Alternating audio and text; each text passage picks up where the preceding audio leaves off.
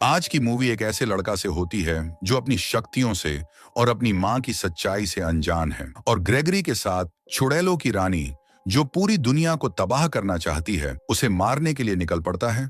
तो ग्रेगरी और टाइम कामयाब होंगे। आखिरकार यह चुड़ैल ग्रेगरी से किस बात का बदला लेना चाहती है? तो दोस्तों, आज इस कहानी की शुरुआत साल 1952 का समय दिखाया जाता है, जहां पर फेल्कर ग्रुप का एक योद्धा मास्टर ग्रेगरी शहर से दूर चट्टान पर एक बड़ी से चेंबर के नीचे एक मदर मालकिन नाम की चुड़ैल को कैद कर रहा है। दरअसल में यही ग्रेगरी का काम था। वो लोगों की सुपरनेचुरल शक्तियों से रक्षा करता था। मदर मालकिन को कैद करके ग्रेगरी वापस अपने रास्ते लौट जाती है, और यूं ही कई 100 साल बीत जाते हैं, लेकिन वह फिर से आती है। ब्लड मून की रात को जब चांद पूरी तरह से लाल होता है और मदर मानल्दीराम से आजाद हो जाती है, इसके बाद हमें एक छोटा सा गांव को दिखाया जाता है, जहां बैल बजाने का मतलब था कि किसी को मदद की सख्त जरूरत है। और यहीं पर एक बार हम बूढ़े से आदमी को देखते हैं, जो कोई और नहीं बल्कि ग्रेगरी ही था। ग्रेगरी का एक असिस्टेंट भी होता है जिसका नाम विलियम था, और वह ग्रेगरी को अपने साथ ले जाने आया था क्योंकि गांव में किसी को उसकी सख्त जरूरत थी। इतने में यहाँ उस राज्य के सैनिक भी पहुंच जाते हैं,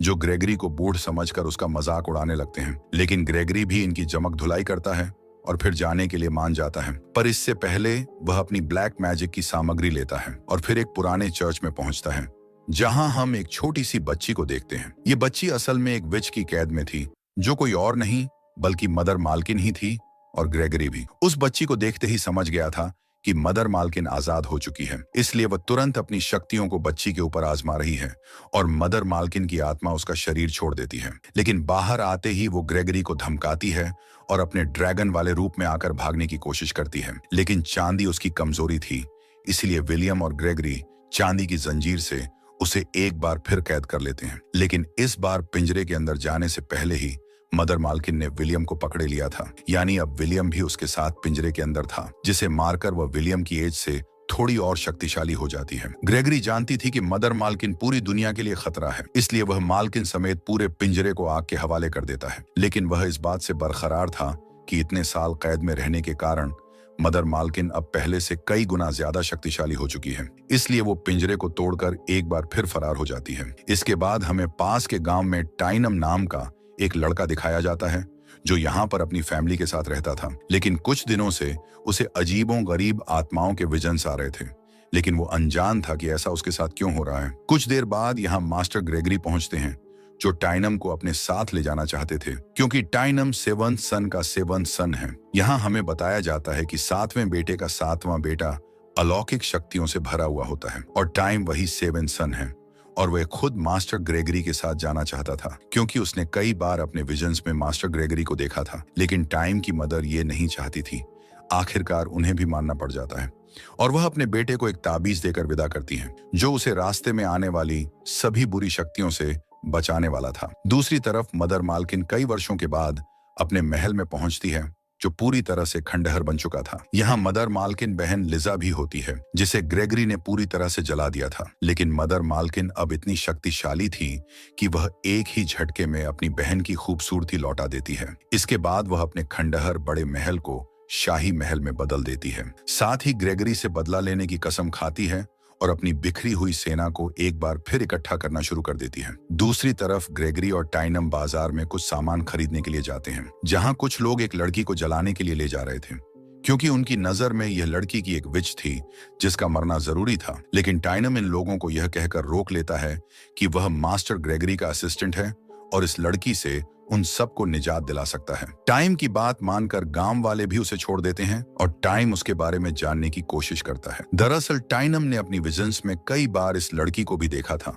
और वह जानना चाहता था कि आखिर यह कौन है। लेकिन यह अपने बारे में टाइनम को कुछ नहीं बताती, और जाते जाते ग्रेगरी को भी इस मुलाकात के बारे में कुछ भी न कहने को कहती है। अब हमें इस लर्ड डिस्की का घर दिखाया जाता है, जो असल में मदर मालकिन का वही शाही महल था जिसे उसने अपनी शक्तियों से खूबसूरत बनाया था। यहाँ हमें इस लड़की का नाम एलिस बताया जाता है, जो लिजा की बेटी थी। एलिस आधी विच और आधी इंसान थी, और इसी बात का फायदा उठाकर लिजा ने उसे टाइम और ग्रेगरी पर नजर रखने के लिए भेजा था। एलिस को देखकर मदर मालकिन भी बहुत खुश होती है और उसे यूं ही टाइम और ग्रेगरी पर नजर बनाए रखने को कहती है। दूसरी तरफ टाइम और ग्रेगरी एक सुनसान जंगल में जा रहे थे, लेकिन जंगल का छलावा टाइनम को बार बार डिस्ट्रैक्ट कर रहा था। यही इनकी मुलाकात एक जायंट दानव से होती है, जिसे देख टाइनम घबरा जाता है। लेकिन ग्रेगरी उसे कहता है कि इससे डरने की जरूरत नहीं है, क्योंकि इससे वफादार दुनिया में कोई नहीं है। ये दानव असल में ग्रेगरी का दोस्त था, जो उसका हर काम किया करता था।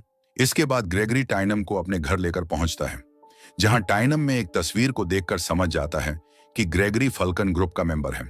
ग्रेगरी बताता है कि वह फल्कन ग्रुप का आखिरी मेंबर है, और यह एकमात्र ऐसा ग्रुप था जो न सिर्फ लोगों को खतरनाक आत्माओं और चुड़ैलों से बचाता था, बल्कि विच से लड़ता भी था। ग्रेगरी देखना चाहता था कि टाइनम विच से लड़ भी सकता है या नहीं, लेकिन टाइनम हंटिंग में उतना अच्छा नहीं था, इसलिए वह जाकर सो जाता है। लेकिन देर रात उसे दरवाजे पर किसी की दस्तक महसूस होती है, और जब वह जाकर देखता है तो वहां एक शैतान था, जिसे मदर मालकिन ने टाइनम और ग्रेगरी को मारने के लिए भेजा था। इससे पहले कि यह शैतान टाइनम को मारता था, ग्रेगरी उसे मारकर टाइनम को बचा लेता है। लेकिन वो यह देखकर बिल्कुल भी खुश नहीं था कि टाइनम उसे लड़ने की जगह बचकर भाग रहा था, इसलिए वह नाराज होकर जाने लगता है। लेकिन तभी टाइनम एक तलवार फेंक कर मारता है, जो सीधा ग्रेगरी के सामने दीवार पर लगती है। यानी टाइनम निशानेबाजी में बहुत अच्छा था, इसलिए ग्रेगरी उसे मदर मालकिन के बारे में बताने लगता है कि वो चुड़ैलों की रानी है और बहुत शक्तिशाली है। वो कई 100 सालों तक कैद में थी, लेकिन अब वह आजाद हो चुकी है और इस दुनिया में तबाही मचाने के लिए अपनी सेना को तैयार कर रही है, जिसमें कई शक्तिशाली शैतान भी शामिल हैं, जिनका हमें मुकाबला करना है। रात को जब सब सो रहे थे, तब एक बार फिर टाइनम को किसी की आहट महसूस होती है, लेकिन इस बार कोई शैतान नहीं, बल्कि एलिस थी, जो टाइनम से ग्रेगरी और उसके सीक्रेट प्लान उगलवाने आई थी। टाइनम में सबसे अनजान था, इसीलिए वो एलिस के सामने सब कुछ बता देता है और बताता है कि कल ग्रेगरी और टाइनम मदर मालकिन के महल पर हमला करने वाले हैं।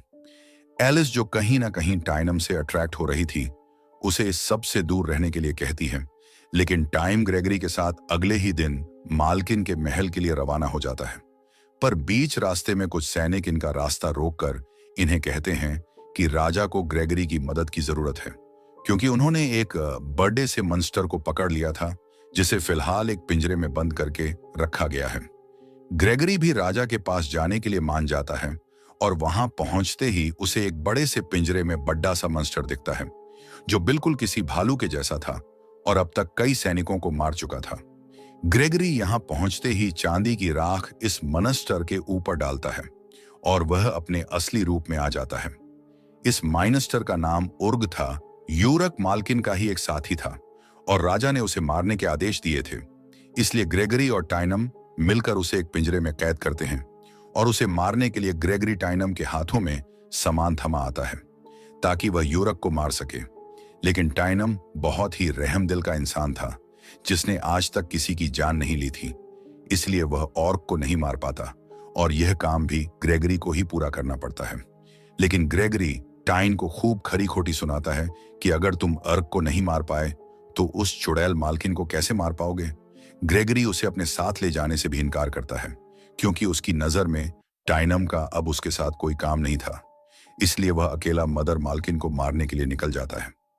इधर टाइम को अकेला देख एलिस यहां पहुंच जाती है, और टाइम की बातों से उसे पता चल चुका था कि उनके के साथ ही और को यह लोग मार चुके हैं। लेकिन एलिस टाइनम से प्यार करने लगी थी, इसीलिए वह नहीं चाहती थी कि टाइनम को कोई नुकसान पहुंचे। वहीं टाइनम भी एलिस को पसंद करता है, इसलिए यह दोनों एक दूसरे के करीब आ जाते हैं और एक साथ रात गुजारते हैं। इंटीमेट होने के बाद दोनों सो जाते हैं, और नींद में होने के चलते टाइनम को एक बार फिर विजन आता है, जिसमें वह देखता है कि मदर मालकिन ने ग्रेगरी को मार दिया है। टाइम समझ चुका था कि अगर उसने ग्रेगरी को अकेला छोड़ा तो वह मारा जाएगा, और अगर मदर मालकिन की जीत हुई तो इस दुनिया का नामो निशान खत्म हो जाएगा। इसलिए वह एलिस को अकेला छोड़कर ग्रेगरी को ढूंढने के लिए निकल जाता है, और कुछ दूर जाते ही उसे ग्रेगरी मिल जाता है, जो टाइम के ही इंतजार में था, क्योंकि ग्रेगरी जान चुका था कि टाइम एक चुड़ैल के प्यार में पड़ चुका है। ग्रेगरी टाइम को एक कहानी सुनाता है और कहता है कि उसे भी कभी एक चुड़ैल से प्यार हुआ था, जो कोई और नहीं बल्कि मदर मालकिन थी। लेकिन फिर ग्रेगरी ने किसी और से शादी कर ली, और मदर मालकिन इस बात से बुरी तरह टूट गई। उसने अपनी खतरनाक शक्तियों से लोगों को नुकसान पहुंचाना शुरू कर दिया। इसलिए ग्रेगरी को एक बार फिर मदर मालकिन के साथ प्यार का नाटक करना पड़ा, जिसके बाद वो उसे कैद कर पाया। ग्रेगरी कहता है कि एलिस भी एक चुड़ैल है और वो भी अपना असली रंग जरूर दिखाएगी। ग्रेगरी, टाइम और ग्रेगरी का दोस्त ये तीनों आगे बढ़ रहे थे। तभी इनके ऊपर एक मॉन्स्टर हमला बोल देता है, जिसे मदर मालकिन ने भेजा था। टाइम पूछता है कि इसे कैसे हराया जा सकता है, जिस पर ग्रेगरी बताता है कि इसे हराना मुश्किल है, इसलिए जितना तेज हो सके भागो। यहाँ टाइनम और ग्रेगरी एक गुफा से होते हुए बड़ा से पत्थर के पीछे छिप जाते हैं, लेकिन माइनस्टर अभी भी इनके पीछे था, इसलिए दोनों नीचे पानी में छलांग लगा देते हैं। ग्रेगरी के अनुसार ये माइनस्टर 770 साल के थे, पानी से डरता है, इसलिए वह कभी भी पानी में नहीं आ सकता था। लेकिन ग्रेगरी का यह अंदाजा गलत साबित होता है, क्योंकि इनके पीछे ही वह माइनस्टर भी पानी में कूद जाता है और टाइम को पकड़ खींच लेता है। टाइम बहादुरी से माइनस्टर का सामना करता है और अपनी तलवार से उसके सर पर एक जोरदार वार करता है। लेकिन अब भी इन दोनों की जान खतरे में थी, क्योंकि जल्दी यह एक ऊंचे से झरने से पानी के तेज बहाव के साथ नीचे जाने वाले थे। इतनी ऊंचाई से गिरने की वजह से जहां वह मॉन्स्टर बुरी तरह से मारा जाता है, वहीं ग्रेगरी और टाइनम अभी भी सुरक्षित थे। लेकिन पानी से बाहर आते ही टाइनम के ऊपर एक चुड़ैल हमला कर देती है, जो असल में लिजा थी। लिजा जैसे ही टाइनम के गले में बड़े ताबीज से अपनी तलवार टच करती है, वैसे ही उसकी पार रिफ्लेक्ट होती है और लिजा दूर जाकर गिरती है। तब लिजा को पता चलता है कि यह ताबीज तो उसकी बहन मदर मालकिन का है, और इसलिए वह तुरंत यह न्यूज देने मदर मालकिन के पास जाती है। इधर ग्रेगरी टाइनम को देखकर बहुत खुश था, क्योंकि उसने जिसे हराया था वो मदर मालकिन की बहन थी। फिर टाइनम ग्रेगरी से इस ताबीज के बारे में पूछता है, जिस पर ग्रेगरी बताता है कि यह ताबीज मदर मालकिन का है, लेकिन कई 100 साल पहले किसी दूसरी चुड़ैल ने इसे चुरा लिया था। तभी उसकी शक्तियां कम होती चली गईं और ग्रेगरी उसे कैद करने में कामयाब हुआ।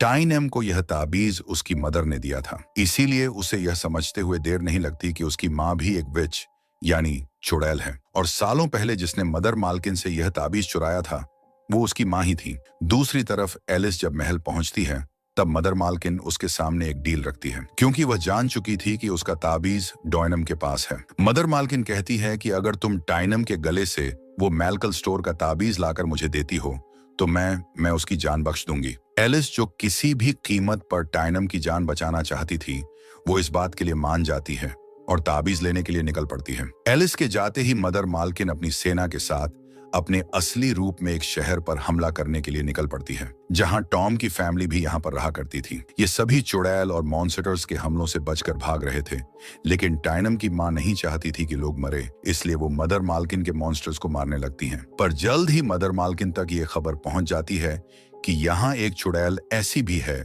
जो उसी की सेना के खिलाफ लड़ रही है, और मदर मालकिन भी झट से पता लगा लेती है कि यह वही चुड़ैल है जिसने सालों पहले उसका ताबीज चुराया था। टाइनम की मदर को पहचानते ही मदर मालकिन उसे जलाकर राख कर देती है और तबाही मचाने लगती है। इधर ग्रेगरी और टाइनम अपनी मंजिल की तरफ आगे बढ़ ही रहे थे कि तभी उनकी नजर एलिस पर पड़ती है, जो एक खंबे से बंधी हुई थी।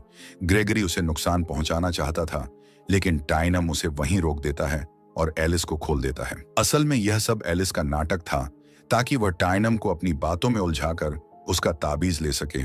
वैसा ही करती है और टाइनम को बताती है कि मदर मालकिन उसकी जान की दुश्मन बन चुकी है, इसलिए वह अपना ध्यान रखें। इसी बीच वह टाइनम को किस करती है और चुपके से उसका ताबीज लेकर चली जाती है। ग्रेगरी गुस्से में टाइनम की गर्दन पर तलवार रखते हुए उसे समझाता है कि वह लड़की उससे कोई प्यार व्यार नहीं करती, बल्कि वह तो यहाँ उसका ताबीज लेने आई थी। टाइनम जब अपना ताबीज चेक करता है तो वह वाकई वहां नहीं था, और एलिस की यह धोखेबाजी उसे बहुत परेशान करती है। वह बहुत दुखी था कि एलिस भी बाकी चुड़ैलों की तरह निकली, इसलिए वह जंगल की तरफ भागता है, जहां ग्रेगरी भी उसके पीछे पीछे जाता है। लेकिन यहाँ मदर मालकिन के मॉन्स्टर्स और बाकी चुड़ैलों उनका पहले से इंतजार कर रही थी। तीनों के जंगल में पहुंचते ही मदर मालकिन की आर्मी इन पर धावा बोल देती है और टाइनम और ग्रेगरी के साथी को खाई से नीचे फेंक देती है। साथ ही ग्रेगरी को मदर मालकिन के पास ले जाने के लिए गिरफ्तार कर लिया जाता है। ग्रेगरी को लगता है कि टाइनम और उसका साथी मारा गया है, लेकिन यह दोनों ही यहाँ जिंदा थे। टाइनम जो बेहोश था, उसे एक बार फिर विजन आता है, और इस बार विजन में